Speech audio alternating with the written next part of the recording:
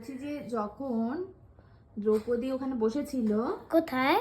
ও যে ওর বিয়ে সভায় বসেছিল, হ্যাঁ, তখন ও দ্রৌপদী কি ভাবছিল? দ্রৌপদী ভাবছিল অর্জুন কখন আসবে কখন আসবে। কেন অর্জুনের সাথে কি ব্যাপার আছে?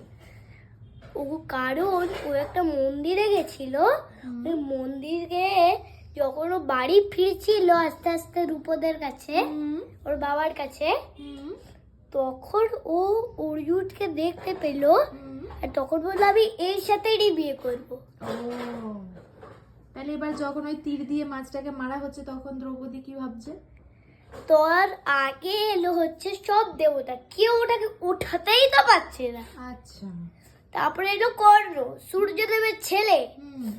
তখন কর্ণ এবার তীরটাকে মারার সবাই আচ্ছা ও উপর থেকে বলছে যে মেয়ে তুমসে বিবাহ नहीं करूंगा। আচ্ছা তারপরে ওর সাথে বিয়ে করবে না। আচ্ছা তারপর অর্জুন আর ভীম একজনকে একটা গুরুকে কাছে দিয়ে এসছে, তখন দ্রৌপদী খুশি হয়েছে।